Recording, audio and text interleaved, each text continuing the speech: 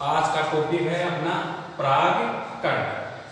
पिछले वीडियो में हमने देखा था कि परागकणों का निर्माण कैसे होता है और हमने ये भी देखा था कि परागकणों के निर्माण होने की क्रिया को लघु बीजाणु जनन कहते हैं।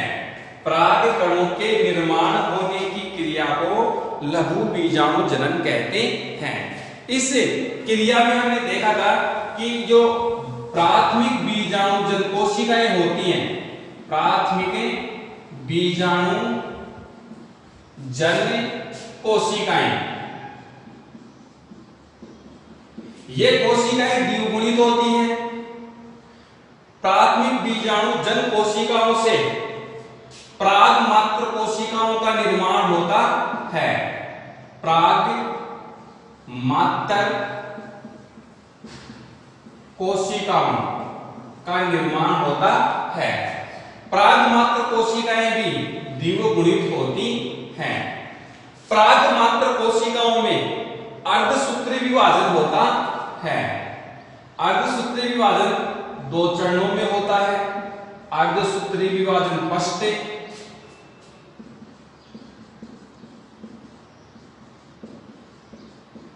जिससे दो अगुणित कोशिकाएं बनती हैं। इन दोनों अगुणित कोशिकाओं में अर्धसूत्री विभाजन सेकंड होता है, जिससे चार अगुणित कोशिकाएं बन जाती हैं।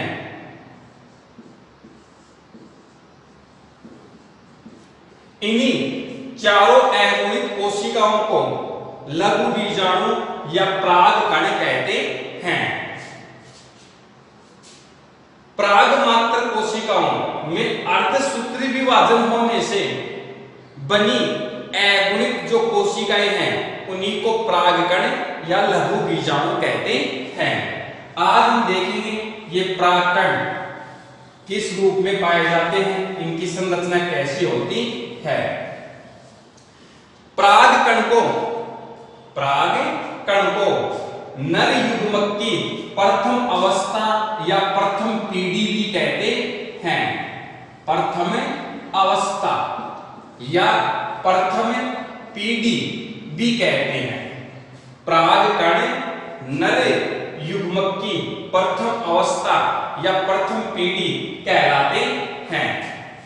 परागकण विभिन्न आकार के होते हैं, लेकिन सामान्यतः ये गोल होते हैं।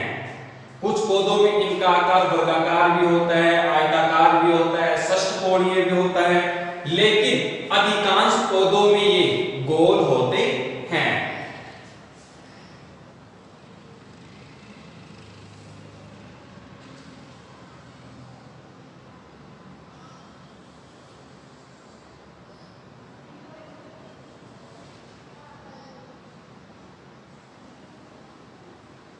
परागकणों पर दो आवरण पाए जाते हैं।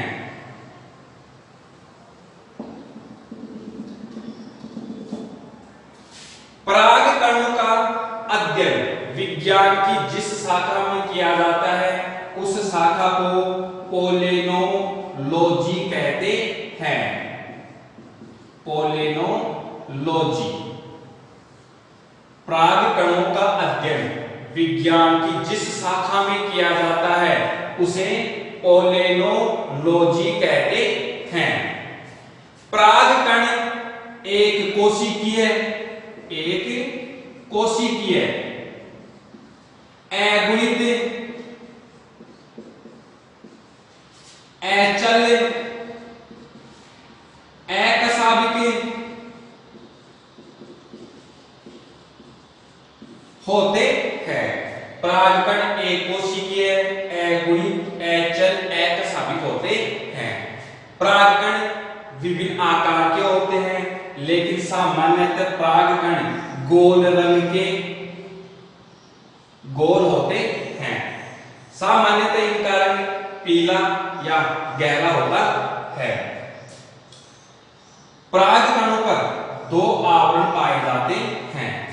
बाह्य आवरण को बाह्य चोल कहते हैं। बाह्य आवरण बाह्य चोल कहलाता है। आंतरिक आवरण अंतःचोल कहलाता है। अंतःचोल। परागकणों में स्पष्ट एवं बड़ा केंद्रक पाया जाता है। परागकणों में स्पष्ट एवं बड़ा केंद्रक पाया जाता है। परागकणों के अंदर सघन कोशिका द्रव्य पाया जाता है। सघन कोशिका द्रव्य पाया जाता है। सबसे पहले देखते हैं हम इसकी बाहरी चोल, जो बाहरी आवरण है उसकी संरचना किस प्रकार से होती है। परागकणों पर दो आवरण होते हैं। सबसे पहला आवरण है परागकणों का बाह्य चोल।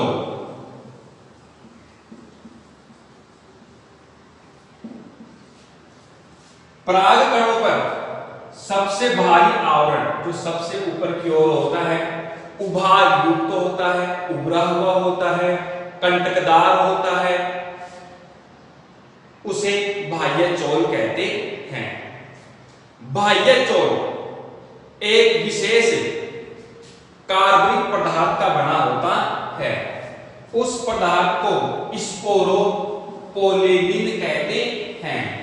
स्पोरोपोलेनिन कहते हैं। परागकणों का बाह्य चोल स्पोरोपोलेनिन कार्बनिक पदार्थ का होता है। स्पोरोपोलेनिन जो कार्बनिक पदार्थ है, इसकी प्रतिरोधक क्षमता बहुत अधिक होती है। इसीलिए परागकण लंबे समय तक संरक्षित रहते हैं। परागकण नष्ट नहीं हो पाते हैं। स्पोरोपोलेनिन यह एक कार्बनिक पदार्थ है जिसकी प्रतिरोधक क्षमता बहुत अधिक होती है। इसका अपघटन कोई भी अम्ल है, क्षारक है, ये नहीं कर पाते हैं। इसलिए जो परागकण हैं लंबे समय तक संरक्षित रहते हैं। इसी कारण जो जीवाश्म मिलते हैं उनके अंदर जो परागकण निष्क्रिय अवस्था में पाए जाते हैं, जीवित होते हैं, वो स्पोरोपोलेनिन के कारण ही बचे हुए होते हैं। परागकणों के ऊपर कुछ भाग ऐसे होते हैं जहां पर बाह्य चोल नहीं पाया जाता है, अर्थात स्पोरोपोलेनिन की परत नहीं पाई जाती है। उन भागों को जनन छिद्र कहते हैं। जनन छिद्र कहते हैं। परागकणों के अंकुरण के समय इन्हीं जनन छिद्रों से परागनली विकसित होती है। परागकणों के जिन स्थानों पर स्पोरोपोलेनिन या बाह्य चोल नहीं पाया जाता है उन भागों को जनन छिद्र कहते हैं। इन्हीं जनन छिद्रों से परागकणों का जब अंकुरण होता है तो उस समय इनसे परागनली विकसित होती है।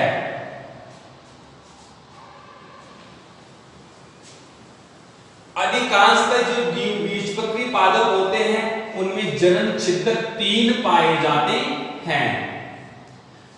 अधिकांश द्विबीजपत्री पादपों में जनन छिद्र 3 पाए जाते हैं तथा एक बीजपत्री पादपों में जो जनन छिद्र होते हैं वो केवल एक ही पाया जाता है। द्विबीजपत्री पादपों में 3 जनन छिद्र हो गए और एक बीजपत्री पादपों में केवल एक ही जनन छिद्र पाया जाता है। परागकणों का दूसरा आवरण आता है अंतःचोल। अंतःचोल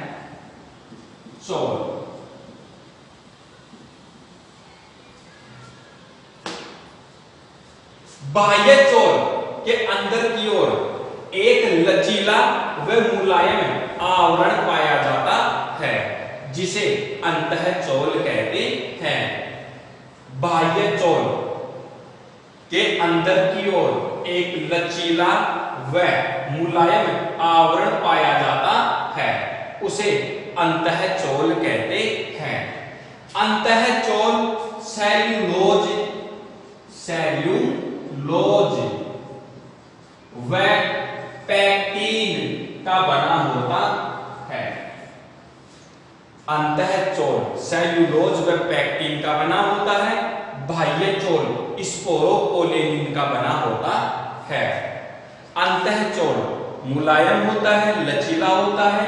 बाह्य चोल कठोर होता है, सख्त होता है। अंतःचोल के अंदर की ओर स्पष्ट एवं बड़ा केंद्रक पाया जाता है। सघन कोशिका द्रव्य पाया जाता है। पराग कणों के अंकुरण के समय अंतःचोल से पराग नली विकसित होती है। पराग कणों के अंकुरण के समय अंतःचोल से पराग नली विकसित होती है। कुछ पराग कणों के बाह्य चोल पर एक तेलीय व चिपचिपी परत पाई जाती है। कुछ पराग कण ऐसे होते हैं जिनके बाह्य चोल पर तेलीय व चिपचिपी परत पाई जाती है। उस परत को पोलेन किट कहते हैं। उस परत को पोलेन किट कहते हैं। पोलेन किट कुछ कार्य भी करती है पराग कणों के लिए। तो कुछ कार्य है पोलेन किट के। पहला कार्य है पोलेन किट परागण के समय कीटों को आकर्षित करती है। पहला कार्य है पोलेन किट का। पोलेन किट परागण के समय कीटों को आकर्षित करती है। परागण क्या होता है? पुंकेसर से पराग कणों का निकलकर स्त्री केसर की वर्तिका तक पहुंचने की क्रिया को परागण कहते हैं। तो परागण की क्रिया में पोलेन कीटों को आकर्षित करने का कार्य करती है, जो कि कीट परागित पुष्पों के अंदर होता है। दूसरा कार्य है पोलेन किट पराग कणों को कीटों से चिपकने में सहायता करती है। पोलेन किट पराग कणों को कीटों से चिपकने में सहायता करती है। तीसरा कार्य पोलेन किट से कुछ विशेष गंध का स्त्रवण होता है। पोलेन किट से कुछ विशेष गंध का स्त्रवण होता है, जिससे कीट पराग कणों की ओर तथा पुष्पों की ओर आकर्षित होते हैं। पराग कणों की संरचना हो गई। पराग कणों पर दो आवरण पाए जाते हैं, बाह्य चोल और अंतःचोल। बाह्य चोल सख्त होता है, कठोर होता है, मोटा होता है, स्पोरोपोलेनिन का बना होता है। अंतःचोल मुलायम होता है, लचीला होता है, सेल्यूलोज व पैक्टीन का बना होता है।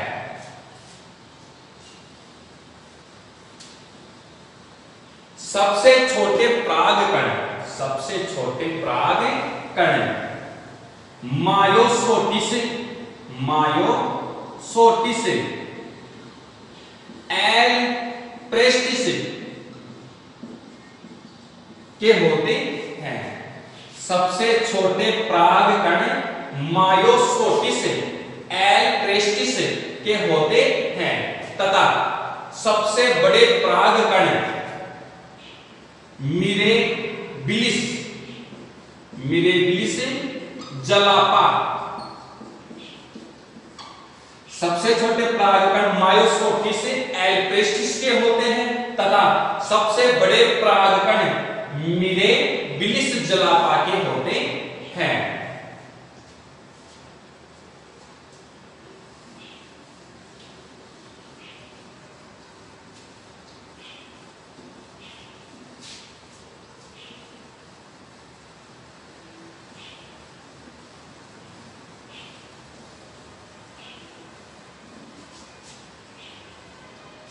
नेक्स्ट टॉपिक है अपना नर युग्मकोद्भिद का विकास।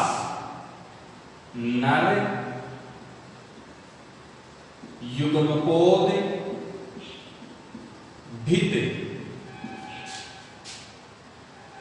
का विकास।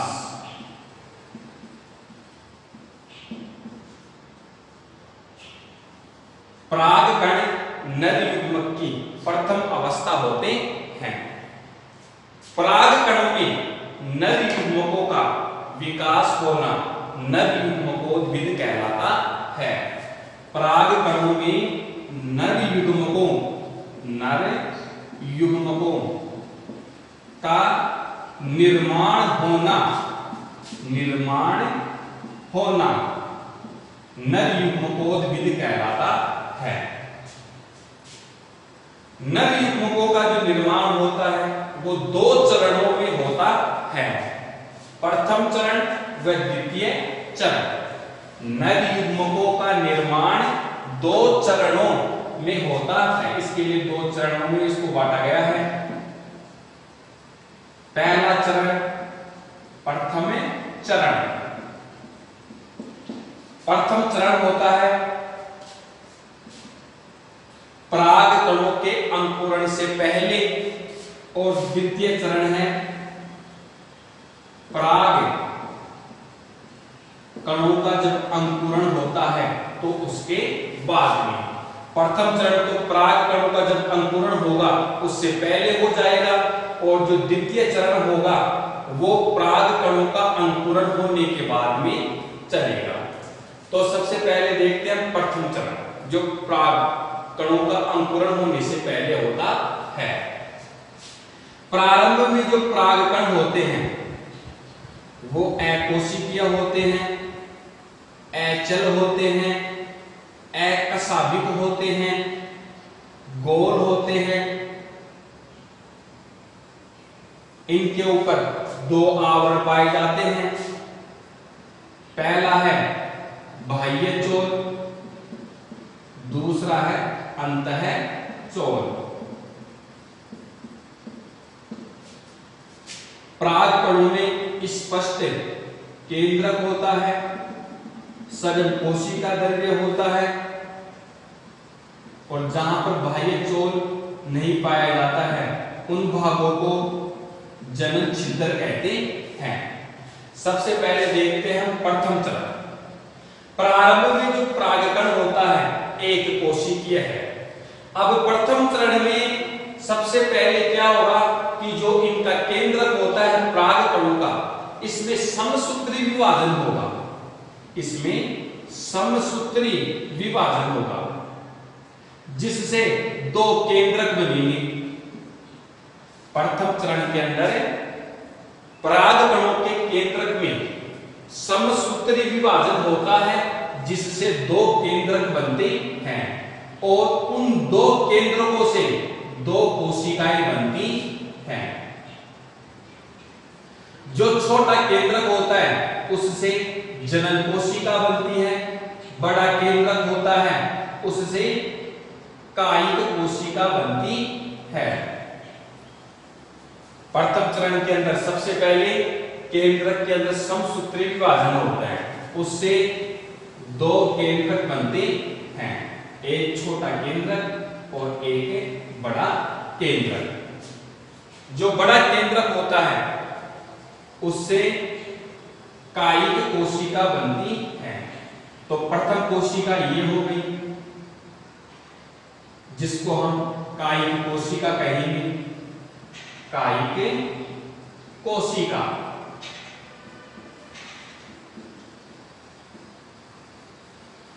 दूसरा जो केंद्रक होता है जो छोटा होता है उससे जो कोशिका बनती है उसे जनन कोशिका कहते हैं। जनन कोशिका, कायिक कोशिका व जनन कोशिका। तो सबसे पहले केंद्रक में समसूत्री विभाजन होता है, उससे दो कोशिकाएं बनती हैं। जो बड़ी कोशिका होती है उसे कायिक कोशिका कहते हैं, और जो छोटी कोशिका होती है उसे जनन कोशिका कहते हैं। तो इस प्रकार से परागकण होते हैं वो द्विकोशिकीय हो जाते हैं, अर्थात द्विकोशिकीय अवस्था में आ जाते हैं। प्रारंभ में जो परागकण थे वो एक कोशिकीय अवस्था में थे। प्रारंभ में परागकण एक कोशिकीय अवस्था में थे, एक कोशिकीय अवस्था। जैसे ही परागकणों में समसूत्री विभाजन होता है, दो केंद्रक बनते हैं, दो कोशिकाएं बनती हैं और परागकण होते हैं द्विकोशिकीय अवस्था में आ जाते हैं। परागकणों में दो कोशिकाओं का निर्माण हुआ। प्रथम कोशिका होती है कायिक कोशिका, कायिक कोशिका। कायिक कोशिका का निर्माण बड़े केंद्रक से होता है। कायिक कोशिका का जो आकार होता है वो चंद्राकार होता है। कायिक कोशिका का जो कोशिका द्रव्य होता है वो अधिक होता है, इसलिए कायिक कोशिका में जो आरएनए की मात्रा होती है वो अधिक होती है। कायिक कोशिका में कोशिका द्रव्य अधिक होता है, इसीलिए इसके अंदर आरएनए की मात्रा भी अधिक होती है। कायिक कोशिका जनन कोशिका को पोषण देती है। कायिक कोशिका जनन कोशिका को पोषण देती है। जनन कोशिका कायिक कोशिका के कोशिका द्रव्य में तैरती रहती है। यह जनन कोशिका है जो कायिक कोशिका के कोशिका द्रव्य के अंदर तैरती रहती है। दूसरी कोशिका बनती है जनन कोशिका। छोटे केंद्रक से बनने वाली कोशिका को, जो छोटा केंद्रक होता है उससे बनने वाली कोशिका को जनन कोशिका कहते हैं। जनन कोशिका का जो आकार होता है वो तर्कु रूपी होता है। तर्कु रूपी या कर्मी रूपी, कर्मी रूपी, तर्कु रूपी या कर्मी रूपी होता है। जनन कोशिका के अंदर कोशिका द्रव्य कम मात्रा में पाया जाता है, इसलिए इसके अंदर आरएनए की मात्रा भी कम होती है। कायिक कोशिका व जनन कोशिका दोनों के अंदर जो डीएनए होता है, डीऑक्सीराइबोस न्यूक्लिक एसिड, कायिक कोशिका व जनन कोशिका दोनों के अंदर डीएनए डीऑक्सी न्यूक्लिक अम्ल समान होता है, लेकिन कायिक कोशिका के अंदर आरएनए अधिक मात्रा में होता है। जनन कोशिका के अंदर आरएनए कम मात्रा में होता है। तो आरएनए तो दोनों कोशिकाओं में असमान हो गया और डीएनए की मात्रा दोनों कोशिकाओं में समान होती है। ये क्रिया होती है प्रथम चरण में। अब चलेगा द्वितीय चरण, जो परागकणों का अंकुरण होने के बाद में चलता है। अर्थात जो परागकण होते हैं वो स्त्री केसर की वर्तिकाग्र पर पहुंच जाते हैं। परागकण स्त्री केसर की वर्तिकाग्र पर पहुंचने के बाद में द्वितीय चरण प्रारंभ होता है। प्रथम चरण के अंदर बनी हुई दोनों कोशिकाएं, पहली कोशिका कायिक कोशिका थी, दूसरी कोशिका जनन कोशिका थी।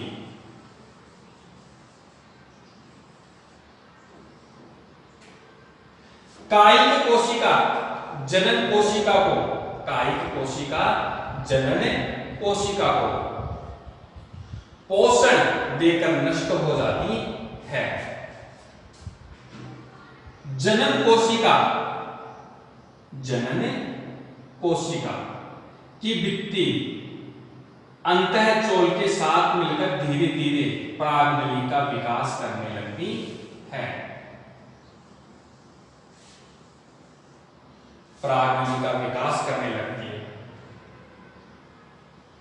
जनन कोशिका का केंद्रक परागनलिका में आ जाता है।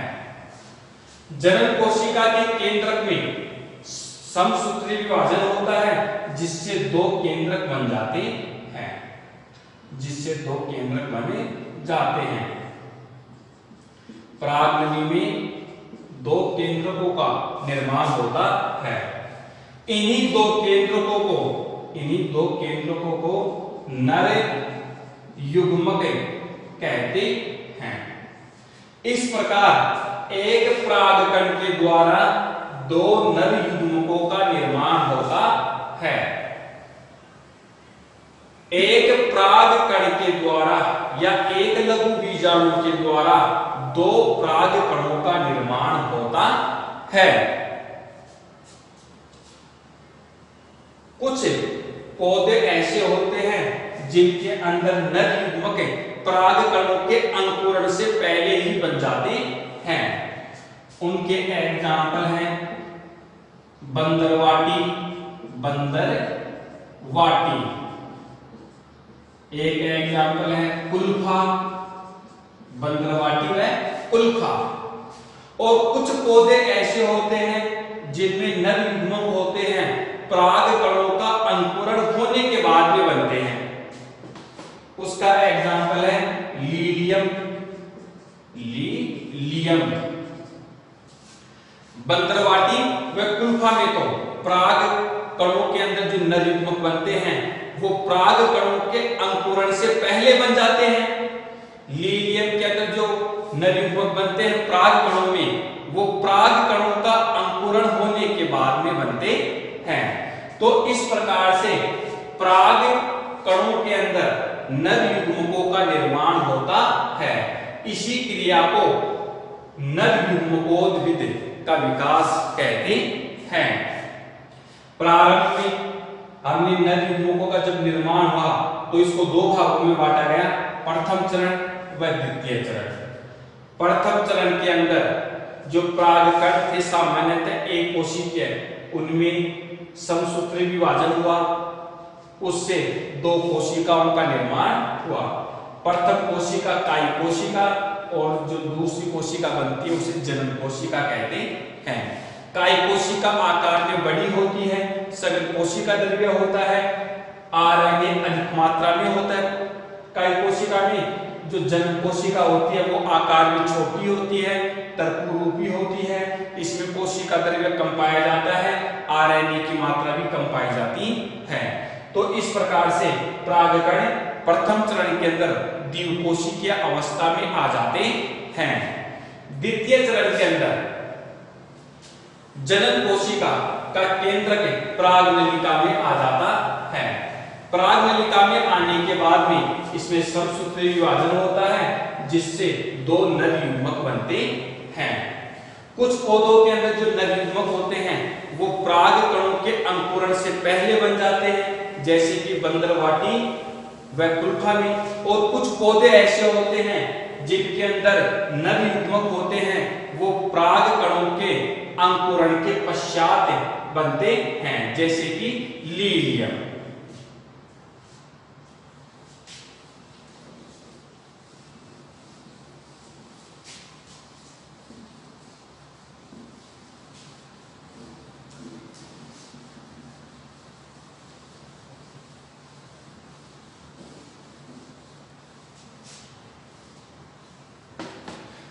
नेक्स्ट टॉपिक अपना पराग उत्पाद। पराग उत्पाद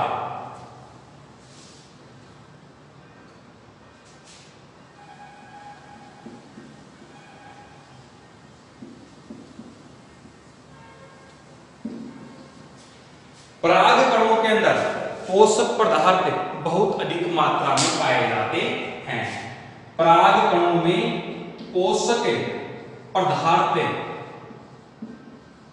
बहुत अधिक मात्रा में पाए जाते हैं। इसीलिए परागकणों का उपयोग पोषकता की कमी को दूर करने में किया जाता है। परागकणों में पोषक पदार्थ बहुत अधिक मात्रा में पाए जाते हैं, इसीलिए परागकणों का उपयोग पोषक पदार्थ बनाने में किया जाता है। इनका सबसे अधिक प्रचलन पश्चिमी देशों में किया जाता है। उन देशों के अंदर जो खिलाड़ी हैं, धावक हैं, वो अपने शरीर के अंदर ऊर्जा की मात्रा बढ़ाने के लिए पराग उत्पादों का उपयोग करते हैं। पराग उत्पादों के द्वारा सिरप है, टॉनिक है, टेबलेट है, ये बनाई जाती हैं। नेक्स्ट टॉपिक अपना पराग एलर्जी। पराग एलर्जी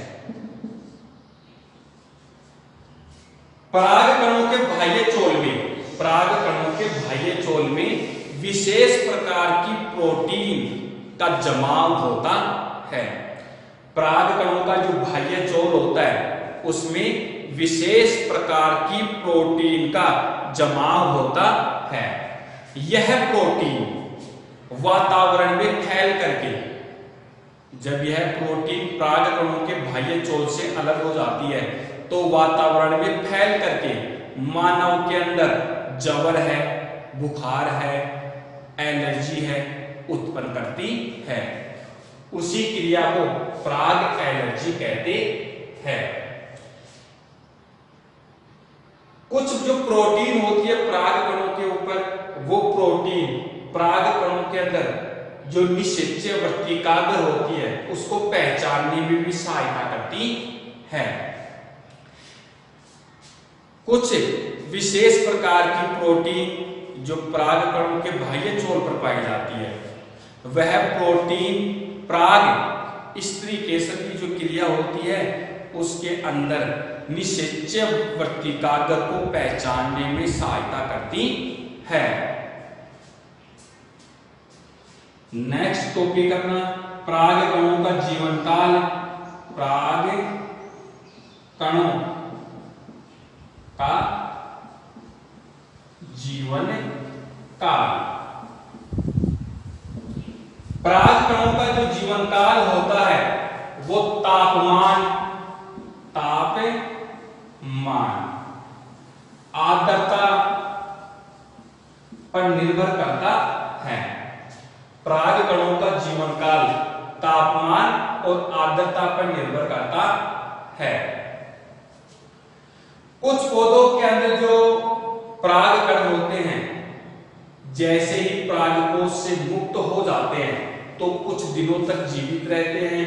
कुछ पौधों के अंदर महीने भर, कुछ महीनों तक जीवित रहते हैं और कुछ पौधों के अंदर तो कई वर्षों तक परागकण जीवित रहते हैं। तो परागकणों का जो जीवन काल होता है वो अलग अलग होता है। कुछ पौधों के अंदर कुछ दिनों का होता है, जैसे कि गेहूं है, जौ है, बाजरा है, इनके परागकणों का जो जीवन काल होता है वो कुछ ही दिनों का होता है।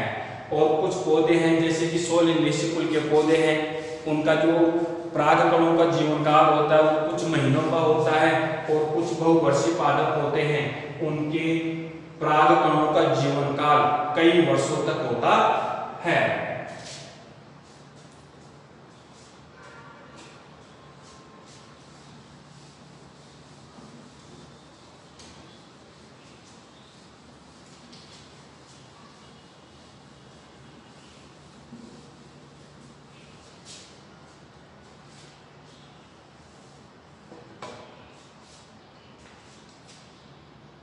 नेक्स्ट टॉपिक चलेगा अपना अंडक। नर युग्मक के बारे में, नर युग्मक का निर्माण कैसे होता है, नर जननांग कैसा होता है, उसकी सारी संरचना को हमने देख लिया। अब हम देखेंगे जो मादा जननांग है, पादपों के अंदर, जो पुष्पों के अंदर स्त्री केसर होता है, उसकी संरचना कैसी होती है। अंडक या जायांग या स्त्री केसर।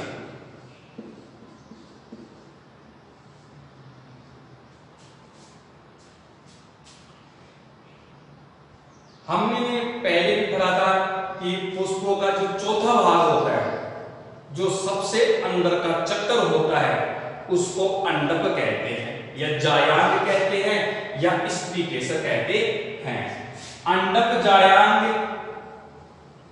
पुष्पों के अंदर सबसे अंदर वाला जो चौथा चक्कर होता है वो कहलाता है। अंडक या जायांग को 3 भागों में बांटा गया है। अंडक या जायांग को 3 भागों में बांटा गया है।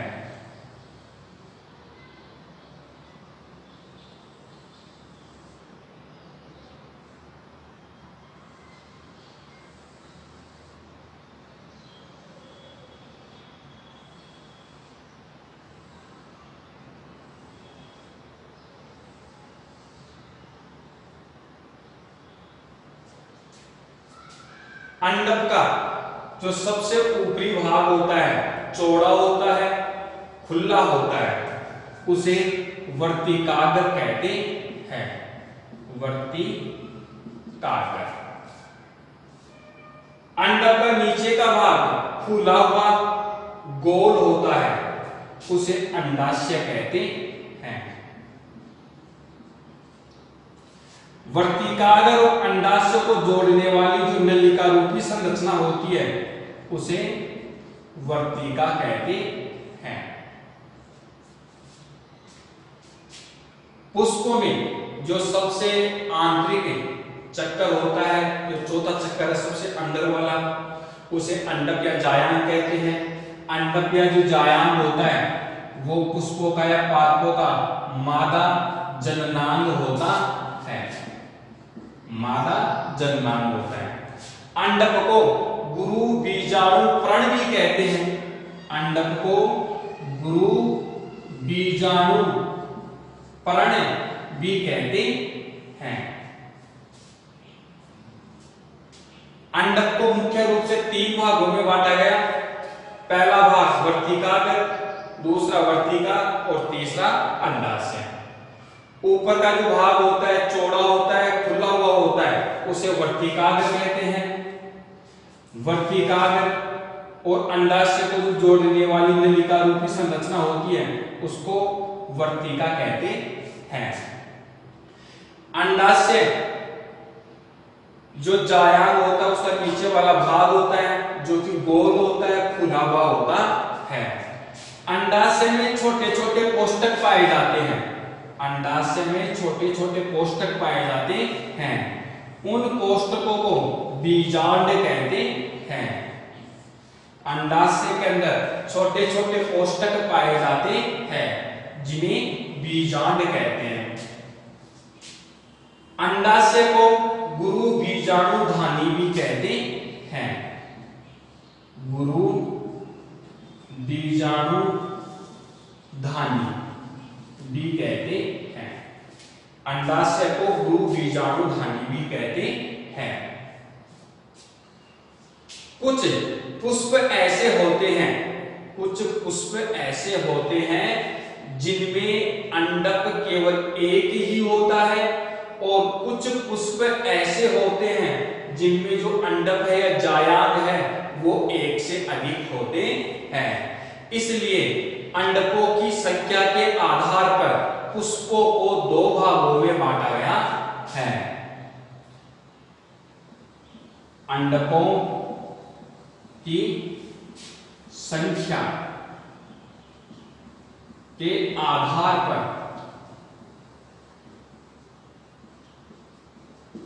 अंडकों को संख्या के आधार पर पुष्पों को 2 भागों में बांटा गया है। पहला है एक अंडबी, दूसरा है बहु अंडबी, एक अंडबी और बहु अंडबी। जिन पुष्पों के अंदर केवल एक ही अंडक पाया जाता है उन्हें एक अंडबी कहते हैं। जिन पुष्पों के अंदर केवल एक ही अंडक पाया जाता है उन्हें एक अंडपी कहते हैं तथा जिन पुष्पों के अंदर एक से अधिक अंडक पाए जाते हैं उन्हें बहुअंडपी कहते हैं। अब जो बहुअंडपी होते हैं इनको दो भागों में बांटा गया है। इनका पहला भाग है युक्तांडपी,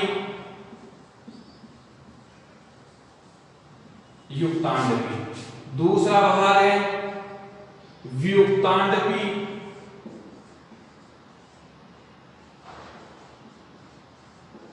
प्रथम भाग हो गया युक्तांडपी और दूसरा भाग हो गया वियुक्तांडपी। युक्तांडपी के अंदर भाई युक्तांडपी वियुक्तांडपी दोनों के अंदर अंडक क्या है, एक से अधिक है।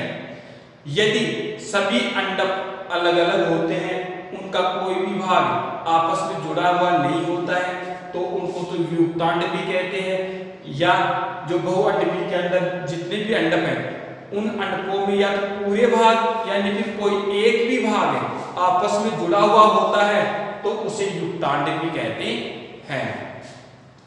युक्तांडपी जैसे कि इसका एग्जाम्पल है गुड़हल है, अफीम, गुड़हल, अफीम,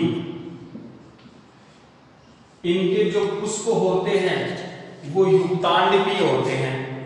कहने का मतलब ये है कि इनका जो अंडक है वो बहुअंडपी है। इनके जो सभी अंडक हैं उनके कुछ ना कुछ भाग आपस में जुड़े हुए होते हैं। जैसे कि गुड़हल है, इनके अंदर अंडाशय और वर्तिका आपस में जुड़ी हुई होती हैं और वर्तिकाग्र अलग अलग होते हैं। अफीम में, अफीम के अंदर वर्तिकाग्र, वर्तिका और अंडाशय तीनों के तीनों ही आपस में जुड़े हुए होते हैं। वियुक्तांडपी, इसके अंदर सभी अंडक अलग अलग होते हैं। इसका एग्जाम्पल है माइचेलिया, माइचेलिया, चंपा आदि। जिन पुष्पों के अंदर केवल एक ही अंडक पाया जाता है उन्हें एक अंडपी कहते हैं। जिन पुष्पों के अंदर एक से अधिक अंडक पाए जाते हैं उन्हें बहुअंडपी कहते हैं।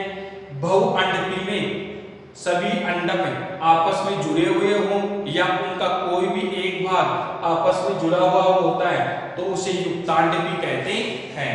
जैसे कि गुड़हल, अफीम। बहुअंडपी के अंदर सभी अंडक या उनका कोई भी भाग आपस में जुड़ा हुआ न हो तो उन्हें वियुक्तांडपी कहते हैं। जैसे कि माइचेलिया, चंपा।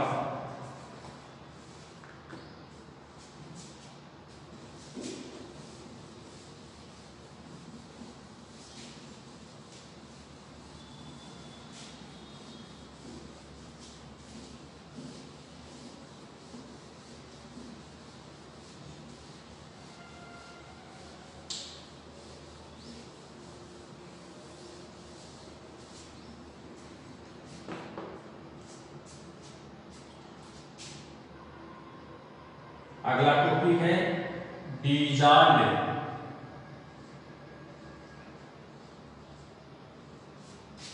की संरचना। बीजांड की संरचना। अंडक,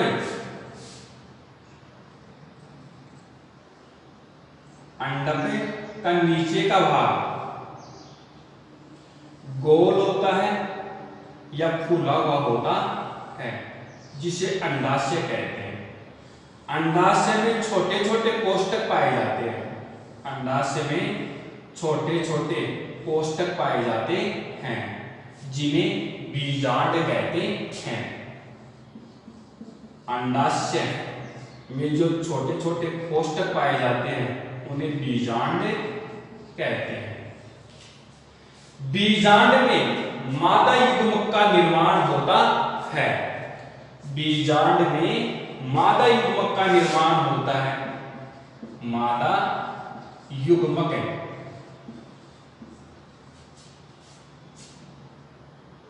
सबसे पहले हम देखते हैं कि बीजांड होता कैसे है, इसमें मादा युग्मक बनेगा कैसे। बीजांड की संरचना।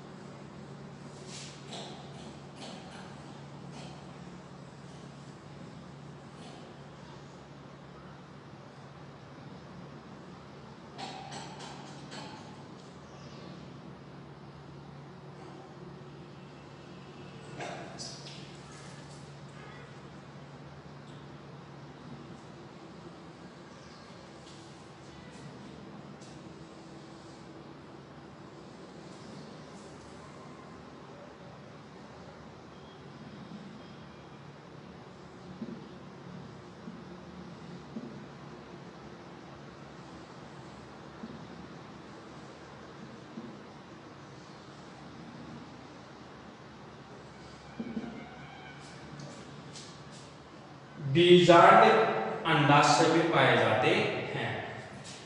बीजांड अंडाशय के अंदर